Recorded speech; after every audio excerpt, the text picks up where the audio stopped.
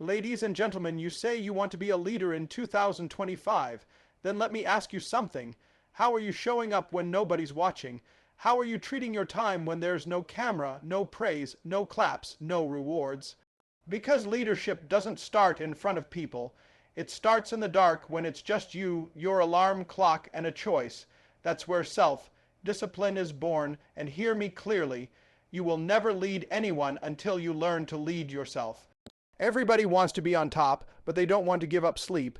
They don't want to say no to distractions. They want to scroll, they want to binge, they want to wait till motivation shows up like it's a magic button. But let me tell you, motivation is temporary, discipline is eternal, and in 2025, the people who lead will be the ones who got up when it hurt, who pushed when it was uncomfortable, who worked when it wasn't convenient. You think it's about talent, it's not. Talent without discipline is a wasted gift. Every day you delay building structure, routine, habits, you're building weakness. The strongest leaders don't get their strength from the gym, they get it from honoring their own word. When they say 5:00 a.m., they mean it. When they say I'm done with distractions, they cut the cord. That's what makes them unstoppable. Not flash, not flare, but grit and consistency, and don't get it twisted. Self-discipline isn't about being perfect. It's about being intentional. It's about waking up and choosing your future over your feelings. It's about doing the small things so consistently, they start to look like magic to everyone else. You want big impact? Then build small, daily, relentless habits. That's where the real leaders separate themselves from the crowd. And here's what separates the average from the elite. When it gets hard, when it gets boring, when the progress is slow, that's when most people tap out. That's when they tell themselves it's not working or I need a break. But the disciplined, they lean in, they double down, they push harder. They don't need conditions to be perfect. They just need a mission. And that mission burns so hot in their soul, they'll sacrifice temporary comfort for permanent greatness. You think waking up early is a trend. No, it's warfare. It's you versus the weaker version of yourself. You versus your old excuses. You versus the voice in your head that says just this once. Every time you win that battle, you add another brick to the foundation of your leadership. Self-discipline is the quiet engine behind every loud success. It's what keeps you moving when the applause fades. It's what drives you when nobody believes in you. It's the reason why people will eventually follow you. Not because you said something inspiring, but because you lived something undeniable. Ask ChatGPT you want to lead in 2025. Then you better learn to speak like your words carry weight. Like your voice can shift the room, like your message has the power to resurrect the dead parts of people's lives. This ain't just about talking louder, it's about talking clearer, with intention, with fire, with conviction. People are drowning in noise today. Social media, fake leaders, empty quotes, empty promises. Everyone's talking, but nobody's saying anything real. So when you open your mouth, it better cut through all of that. It better carry energy. It better mean something. You know why most people don't follow you right now, because your words don't match your walk. You can't say, let's go to war, with a whisper. You can't inspire action if your tone sounds unsure. You can't say, I believe in this vision, if your eyes don't reflect it, if your voice doesn't feel it, if your heart's not locked into every syllable. That's the difference between speaking and communicating. See, anybody can give instructions. A leader, a real leader, they speak with so much belief people catch it. It's contagious. They don't just speak to inform, they speak to ignite. You don't need perfect grammar. You don't need fancy vocabulary. What you need is conviction. You need that certainty that says, this is where we're going, and I'm not asking, I'm declaring. Communication with conviction makes your team feel something. It puts a battery in their back. It reminds them why they're working, why they're struggling, why they're still showing up. When a leader speaks, there's a tone that hits deeper than just sound. It hits the spirit. So the next time you speak to your team, your classroom, your family, I want you to ask yourself, do they feel this? Because if they don't feel it, it doesn't matter what you said. People are not moved by words, they're moved by belief. When you're sure, when you're convicted, when you're locked in, the room can feel it. That kind of energy doesn't come from the mouth. It comes from the soul. It comes from alignment. You speak differently when you believe what you're saying down to your bones. And here's the thing, leadership communication isn't just about delivering speeches. It's the one on one conversation when someone's breaking down. It's how you give feedback. It's how you admit mistakes. It's how you cast vision in a crisis. Every time you open your mouth, you either build trust or break it. Every conversation is a test, and people are watching. They're listening for the tone behind your tone. They're analyzing your posture, your patience, your power. Do you listen before you talk? Do you speak to lift or speak to look smart? Do you pause when it matters, or do you rush to sound right? Because communication with conviction is not just what you say. It's how, when, and why you say it. That's what makes people follow you. That's what makes people believe you. That's what separates the talkers from the transformers. You say you want to be a leader, but can you lead when the heat is on? Can you lead when the pressure is squeezing you, when nothing is going right, when everything you planned is falling apart in front of your eyes? Because leadership is not proven in perfect conditions. It's proven in chaos. It's easy to lead when the path is clear, when the numbers are good, when the team is motivated. But what about when it all falls apart? What about when the pressure hits, the deadline's close in, and everybody is looking at you like, now what? That's when the real leaders rise. That's when the pretenders fade and the unshakable ones step forward. You need to be that person who doesn't just survive pressure. You perform under it, and not just perform. You decide under it. You make decisions when other people freeze. You stay grounded when others panic. That's the cost of leadership in 2025. The people looking up to you don't need a leader who cracks when the system glitches. They need someone who can navigate in the storm, someone who doesn't let fear dictate their next move. Pressure is a privilege, and decision-making in pressure is the test that most people fail because they're too caught up in emotions, ego, or fear of judgment. You need clarity under fire. You need focus when it's foggy. You need to shut out the noise and tap into your core, because under pressure, your training kicks in. So if you haven't been training, mentally, emotionally, spiritually, then the pressure will expose your weaknesses faster than anything else. You can't fake calm. You can't fake confidence. When everyone's looking at you and the clock is ticking, you either crumble or you command. Pressure doesn't change leaders. It reveals them. It brings to light whether you actually believe in the mission or whether it was just something cool to say. You can't lead people through pressure if your foundation is built on convenience. You need resilience. You need decisiveness. You need to be that calm in the chaos that lets others breathe easier just because you're in the room. That's not a personality trait. That's a mindset, a muscle, a result of daily discipline that prepares you for the fire before it even comes. And let me be real with you, making decisions under pressure is going to cost you. It might cost you comfort. It might cost you popularity. It might even cost you some people who don't understand the bigger picture. But leaders are not called to please people. They're called to protect the vision. That means sometimes you gotta make the hard call, the unpopular call, the painful call, not because it's easy, but because it's right. You don't have time to wait for all the facts. You don't get the luxury of second, guessing every move. A leader under pressure has to decide with wisdom, speed, and conviction. You can't be passive in pressure.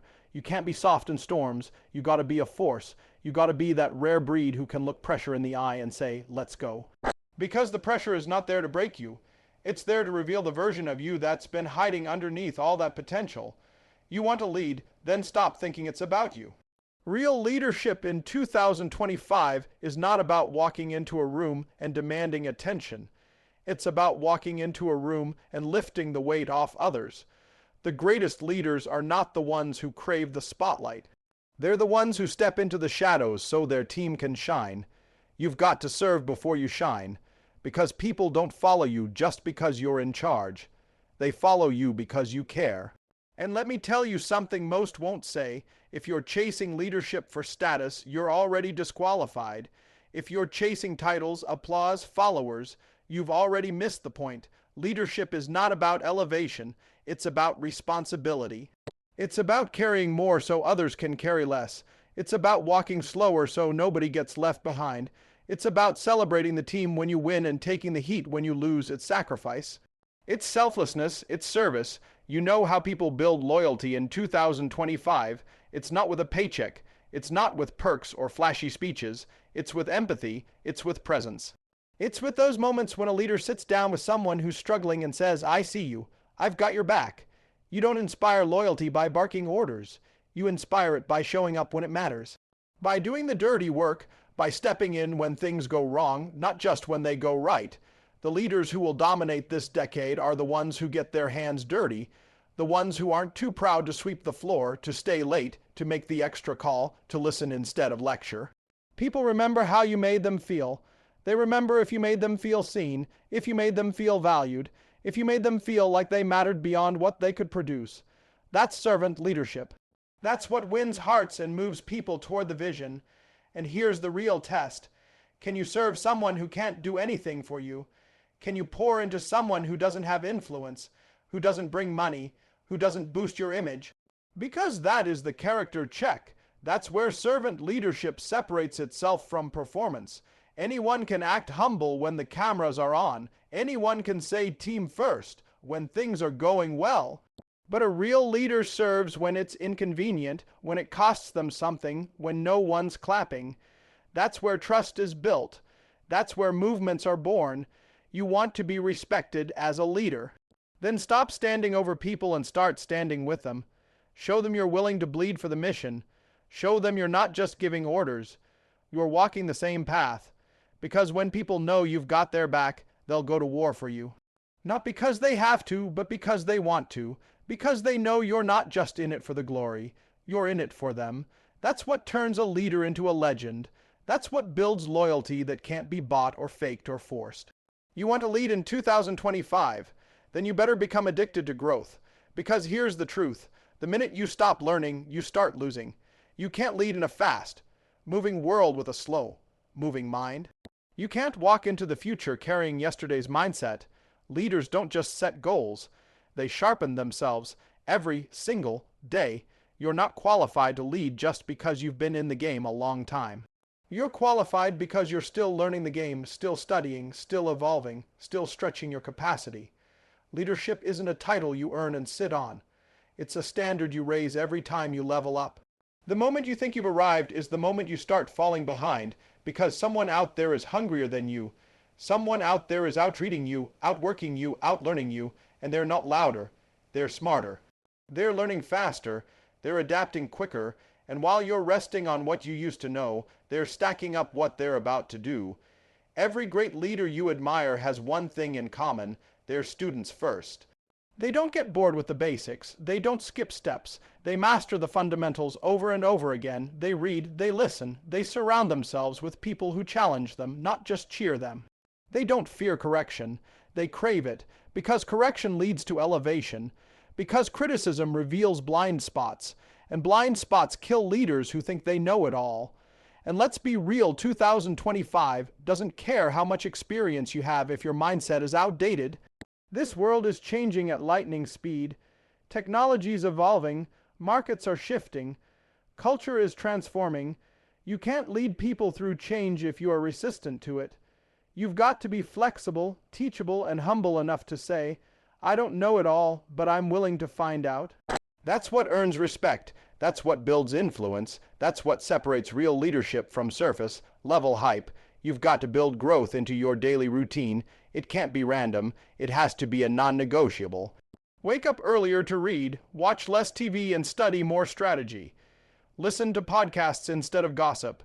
Learn a new skill instead of recycling the old ones. Ask better questions, write things down, reflect. Evaluate, adjust. You can't stay sharp with a dull schedule. You can't get better accidentally. Growth is not a wish. It's a weapon. And let me give you the raw truth. If you're the smartest person in your circle is too small.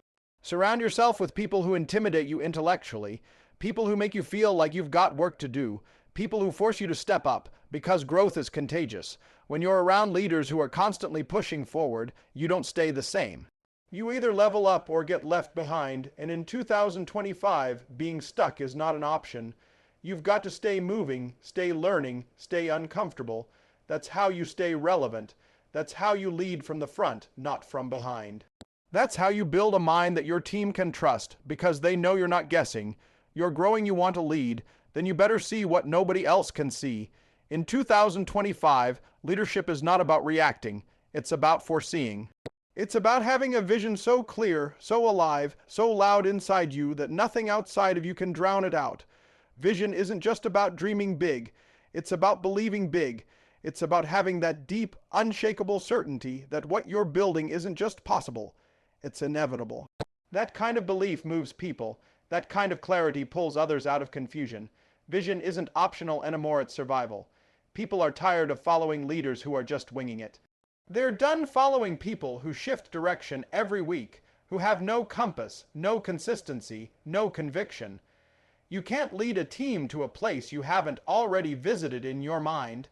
You can't take people into the future if you can't describe it, fight for it, and stay committed to it when everything says quit. That's the power of vision. It keeps you going when nothing around you makes sense. And don't get it twisted, vision isn't always sexy. It's not all fireworks and inspiration. Sometimes vision is lonely. Sometimes it means walking alone, misunderstood, doubted, even mocked, because people can't see what you see yet. They haven't caught the glimpse, they haven't felt the weight of what you're building, but that's not their job, it's yours. Your job is to hold it, nurture it, protect it, live it. Because when they see you believe in it with everything in you, eventually they'll start believing too. A leader with vision is dangerous because they're not distracted by noise. They're not shaken by setbacks. They don't need applause to keep moving. They don't need consensus to move forward. They're locked in. They're focused, and that focus becomes a force. That force creates momentum, and momentum, that's what separates average teams from unstoppable ones. In 2025, the world is starving for clarity, for direction. For leaders who aren't just surviving the day but designing the future, you've got to be able to say, this is where we're going. Even when there's no map, even when the road hasn't been paved yet. And the only way you can do that is if you've spent time building the blueprint in your head. You've got to see it in such vivid detail that it feels real even when it doesn't yet exist. And vision is not just about what you see, it's about why you see it. That why gives it power, that why makes it stick. That why is what makes people stay when the work gets hard, when the journey feels long, when everything in them wants to bail. A leader with vision doesn't just describe a future, they make people feel it. And once people feel it, they'll fight for it, they'll sacrifice for it, they'll rise for it, because they know this isn't just a dream, it's a mission. And missions don't need motivation. They need vision, they need fire, they need someone bold enough to see what others ignore and brave enough to chase it when nobody else does.